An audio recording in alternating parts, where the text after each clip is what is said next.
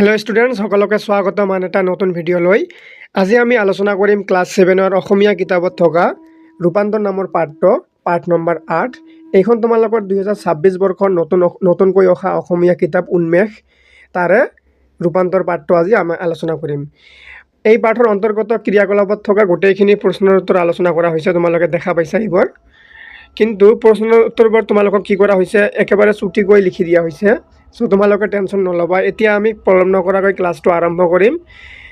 তোমালোকৰ পাঠভিত্তিক ক্ৰিয়াকলাপৰ 1 নম্বৰত কৈছে যে তলত দিয়া প্ৰশ্নবোৰৰ শুদ্ধ উত্তৰটো বাছি উলিয়াই সঠিক বৃত্তটো পূৰ কৰা। ইয়াত এটা প্ৰশ্ন দিয়া আছে আৰু ইয়াত কেইবাটা উত্তৰ দিয়া আছে। শুদ্ধ উত্তৰটো কি কৰিব লাগিব, ইয়াত পূৰ কৰিব লাগিব। 4টাৰ ভিতৰত যোনটো শুদ্ধ হ'ব সেইটো ইয়াত পূৰ কৰিব লাগিব, যোনটো হ'ব সেইটো পূৰ কৰিব লাগিব। ঠিক আছে। এতিয়া তোমালোকৰ প্ৰথমতে কৈছে যে সজাগতা সভাখনৰ বিষয়বস্তু কি আছিল। এই পাঠৰ নাটকখনত যি এখন সজাগতা সভা আছিল আৰু এই সভাখনৰ মূল বিষয়বস্তু কি কাৰণত সভাখন পতা হৈছিলে। ক নম্বৰত কৈছে পঢ়া শুনাৰ প্ৰতি সচেতনতা, এইটো হয়নে নহয়। তাৰপিছত তোমালোকৰ খ নম্বৰত কৈছে শাৰীৰিক আৰু মানসিক স্বাস্থ্যত পৰিষ্কাৰ পৰিচ্ছন্নতাৰ প্ৰভাৱ। তাৰপিছত ঘ নম্বৰত কৈছে তোলনি বিয়াৰ নিয়ম। তাৰপিছত ঘ নম্বৰত কৈছে ছাত্ৰৰ কৰ্তব্য। এই 4টাৰ ভিতৰত কোনটো হয় তোমালোকৰ শুদ্ধ উত্তৰ। তোমালোকৰ শুদ্ধ উত্তৰ হ'ব খ, শাৰীৰিক আৰু মানসিক স্বাস্থ্যত পৰিষ্কাৰ পৰিচ্ছন্নতাৰ প্ৰভাৱ। প্ৰথম প্ৰশ্নটোৰ খ নম্বৰটো হ'ব শুদ্ধ উত্তৰ। এতিয়া কি কৰিব লাগিব, এই খ নম্বৰ বৃত্তটো সম্পূৰ্ণকৈ কি কৰিব বাবে তোমালোকে পূৰ কৰিব লাগিব। ঠিক আছে।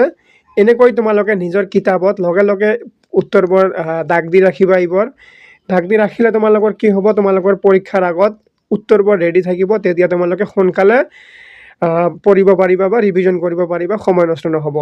এতিয়া যদি তোমালোকে এইবোৰ প্ৰব্লেম হয়, তোমালোকক তলত সুন্দৰকৈ উত্তৰ লিখি দিয়া আছে।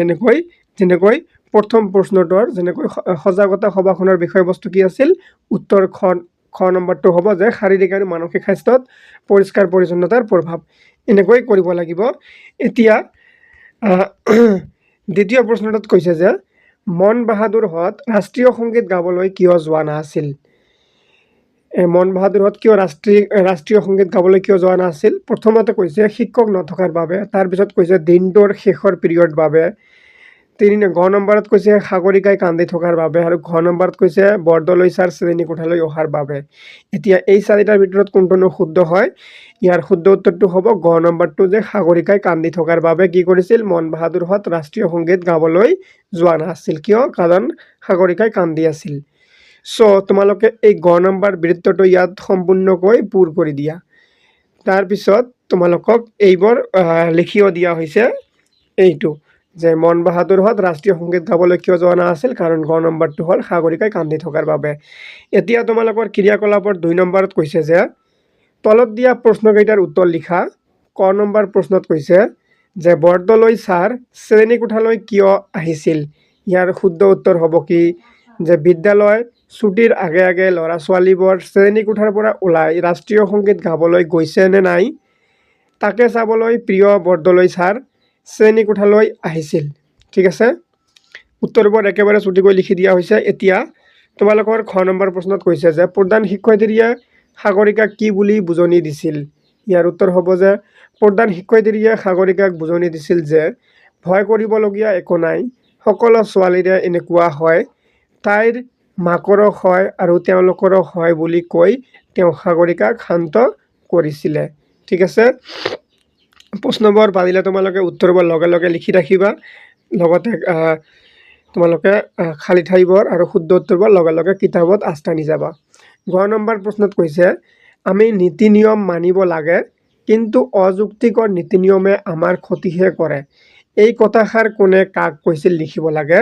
এই ঊৰ্ধ্বকমাৰ ভিতৰত থকা কথাখিনি কোনে কাক কৈছিল আমাক ক'ব লাগে। উত্তৰ হ'ব যে এই কথাষাৰ বিদ্যালয়ৰ প্ৰধান শিক্ষয়িত্ৰীয়ে সাগৰিকাৰ মাকক কৈছিল।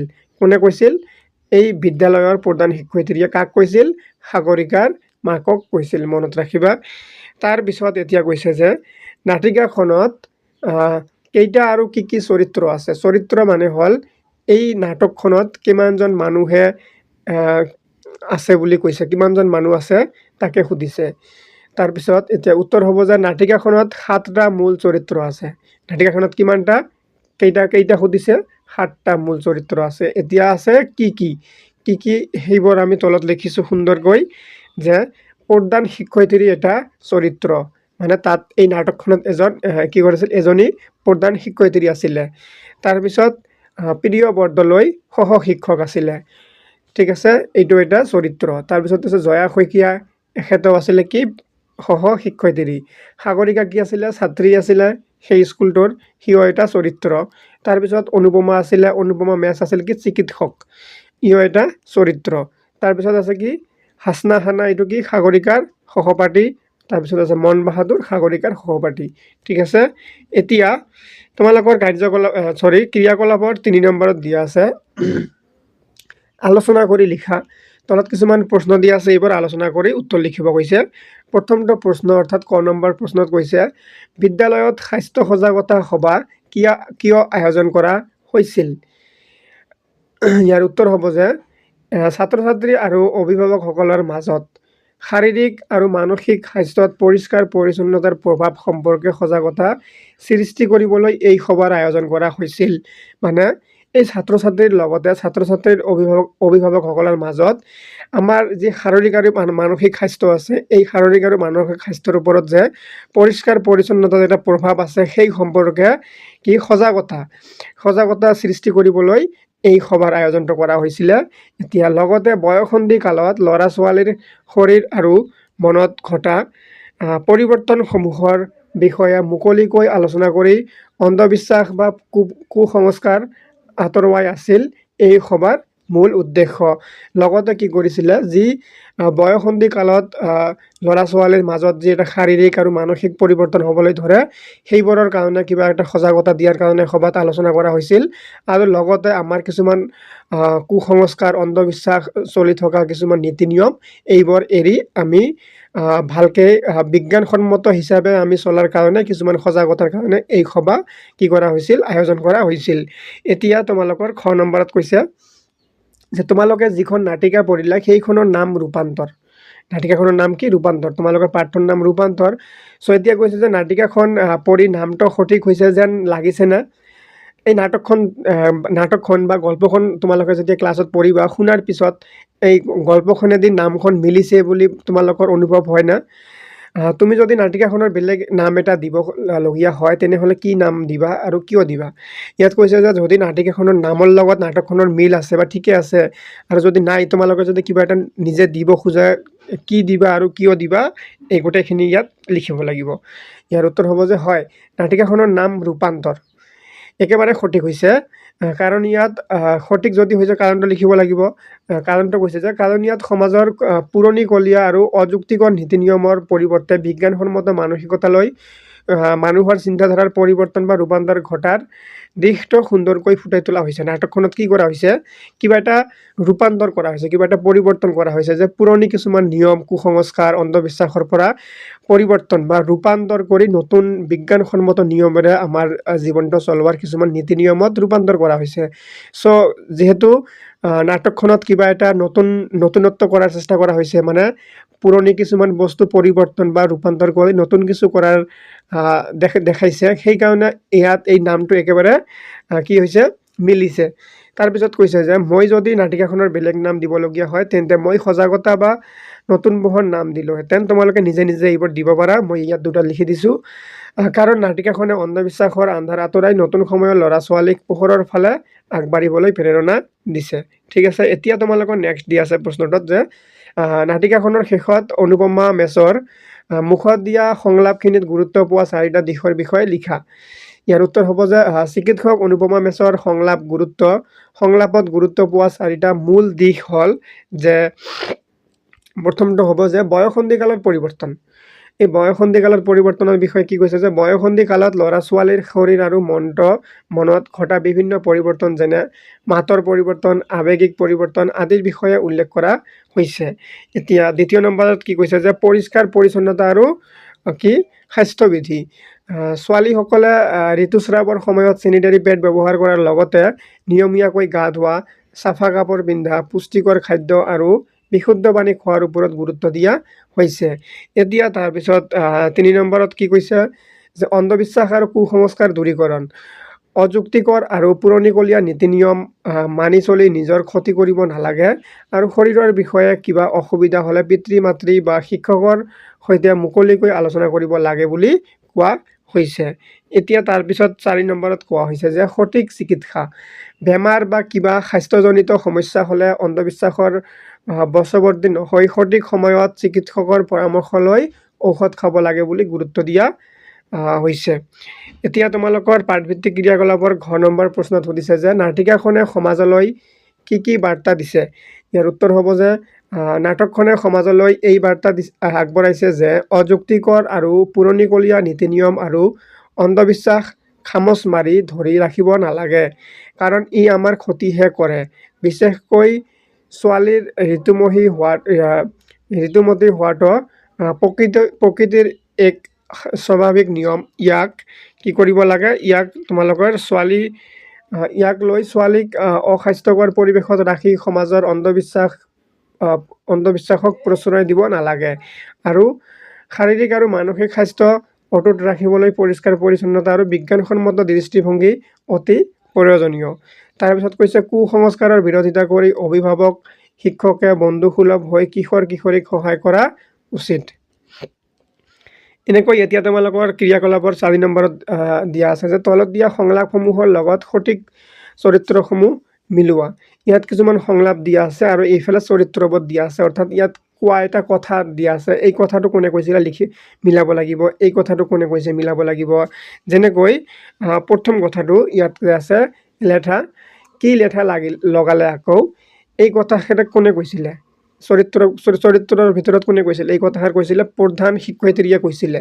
ঠিক আছে, এতিয়া মই কি কৰিম, তলত তোমালোকক এই গোটেইকেইটা কোনটো কাৰ লগত মিলিব মই শুদ্ধকৈ তলত উত্তৰ লিখি দিছোঁ। তোমালোকে ডাইৰেক্ট ইয়াৰ পৰা চাই তোমালোকে মিলাই ল'বা। যেনেকৈ প্ৰথমটো লেঠা, কি লেঠা লগালে, প্ৰধান শিক্ষয়িত্ৰী, এইটো তোমালোকে মিলাই দিবা। ইয়াত কিন্তু উত্তৰ কাৰণে চিধা চিধিকৈ উত্তৰ দিয়া আছে, তোমালোকে তাত মিলাই ল'বা যে মোৰ কিবা এটা হৈছে বাইদেউ, বৰ ভয় লাগিছে, এইটো কোনে কৈছে, এইটো সাগৰিকাই কৈছে। অৰ্থাৎ তোমালোকে ইয়াত তোমালোকৰ কিতাপত কেনেকৈ কৰি দিবা, এইটোৰ লগত সাগৰিকা কৰি দিবা, এইটোৰ লগত প্ৰধান শিক্ষয়িত্ৰী কৰি দিবা, হৈ গ'ল। তাৰপিছত নেক্সট কি দিয়া আছে, নেক্সট দিয়া আছে তোমালোকৰ জানো মই একো উপাধি পোৱা নাই, এইটো সাগৰিকাৰ মাকে কৈছে। এই কথাষাৰ কোনে কৈছে, এই কথাষাৰ কৈছে সাগৰিকাৰ মাক, এইটো কৈছে সাগৰিকাৰ মাকে কৈছে। এনেকৈ ইয়াত মিলাই দিয়া।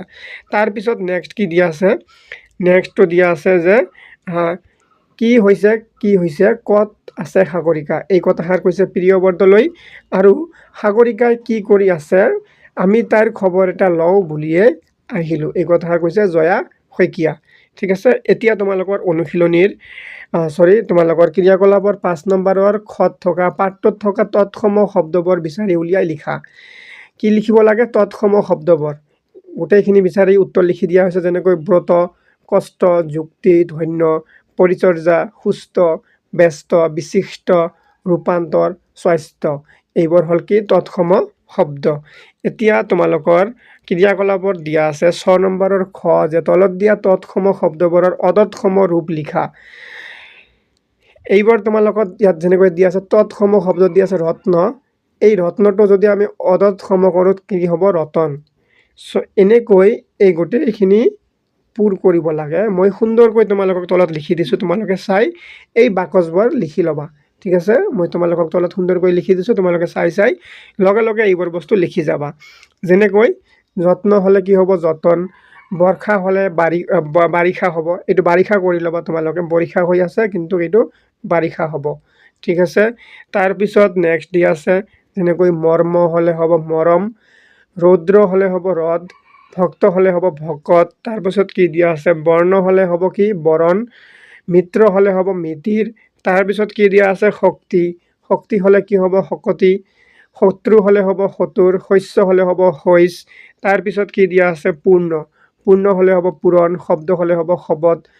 তাৰপিছত তোমালোকৰ স্বপ্ন হ'লে হ'ব সপন। এনেকৈ তোমালোকে কৰিব লাগিব। এতিয়া এইটো তোমালোকে পেজ নম্বৰ 85ত চাবা, 85ৰ এটা খ নম্বৰত দিয়া আছে যে তলত দিয়া, তোমালোকে নিশ্চয় পেজ নম্বৰটো দেখা পাইছা, 85 নম্বৰ বা 85। খ নম্বৰ দিছে তলত দিয়া সংস্কৃত শব্দকেইটাৰ তদ্ভৱ ৰূপ লিখা। যেনেকৈ অন্ন আছে, ইয়াত হ'ব আন। এনেকৈ বাকীকেইটাত কি হ'ব মই সুন্দৰকৈ লিখি দিছোঁ, তোমালোকে লিখি ল'বা।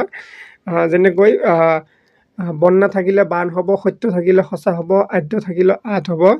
তাৰপিছত কি দিয়া আছে, বাদ্য থাকিলে বাজ হ'ব, জ্যোৎস্না থাকিলে জোনাক হ'ব, দৰ্পণ থাকিলে দাপন, পুস্তক হ'লে পুথি। তাৰপিছত কি দিয়া আছে, পত্ৰ হ'লে পাত, জিভা হ'লে জিভা। এতিয়া 8 নম্বৰত কি দিছে তোমালোকৰ, 8 নম্বৰত কৈছে যে পাঠটোত ব্যৱহাৰ হোৱা ইংৰাজী ভাষাৰ পৰা অহা শব্দবোৰ লিখা। তোমাৰ এই পাঠটোত কি কি ইংৰাজী ভাষা ব্যৱহাৰ হৈছে, এই ভাষাৰ শব্দবোৰ লিখিব লাগে। যেনেকৈ উত্তৰ, যে পাঠটোত ব্যৱহাৰ হোৱা ইংৰাজী শব্দবোৰ হ'ল হেড অফিচ, আলমাৰী, চেনিটেৰী, নেপকিন, পেড, পিৰিয়ড। এইবোৰ কি ইংৰাজী শব্দ। এতিয়া তোমালোকৰ লাষ্ট আছে কি প্ৰকল্প। এই প্ৰকল্পত কি সুধিছে তোমালোকক 10 নম্বৰ প্ৰশ্নটোত, যে তোমালোকে পাঠ্যপুথি বা অন্য কিতাপত পোৱা বিভিন্ন তৎসম, অতৎসম আৰু তদ্ভৱ শব্দৰ প্ৰতিটোৰে কমেও 8টাকৈ এখন তালিকা প্ৰস্তুত কৰা আৰু শ্ৰেণীকোঠাত দেখুওৱা। ইয়াত কমেও কি তোমালোকে 8টাকৈ কি কৰিব লাগিব, শব্দ লিখি তোমালোকে ক্লাছত দেখুৱাব লাগিব। প্ৰথমে দিয়া আছে তৎসম, মই তৎসমৰ কি কি শব্দ লিখিব লাগে মই লিখি দিম, তোমালোকে ইয়াত লিখি ল'বা। অতৎসমৰ ইয়াত লিখি ল'বা। তাৰপিছত কি আছে তদ্ভৱ শব্দৰ কি হ'ব, ইয়াত তোমালোকে লিখি ল'বা। এতিয়া উত্তৰ আছে যে তৎসম শব্দ আকাশ, গগন, গীত, অংগ, নদী, ভক্তি, বৰ্ষা, স্নেহ। ঠিক আছে। তাৰপিছত আছে অৰ্ধতসম শব্দ স্নেহ, মৰম, ধৰম, মৰম, ৰতন, যতন, সবত, বাৰিষা, পূৰণ। তাৰপিছত তদ্ভৱ শব্দ কি দিয়া আছে, হাতী, চকু, চকা, দহ, জোনাক, সঁচা, পাত, পুথি। এইবোৰ হ'ল কি তোমালোকৰ তদ্ভৱ শব্দ। এনেকৈ তোমালোকৰ এই পাঠৰ অন্তৰ্গত পাঠভিত্তিক ক্ৰিয়াকলাপত থকা গোটেইখিনি প্ৰশ্নৰ উত্তৰ আলোচনা কৰা হৈ গ'ল। আৰু তোমালোকে আশা কৰিছোঁ ক্লাছটো বুজি পাইছা। বুজি পালে লাইক, কমেণ্ট কৰি শ্বেয়াৰ কৰি দিবা আৰু চেনেলটো ছাবস্ক্ৰাইব কৰিবা। ধন্যবাদ সকলোকে।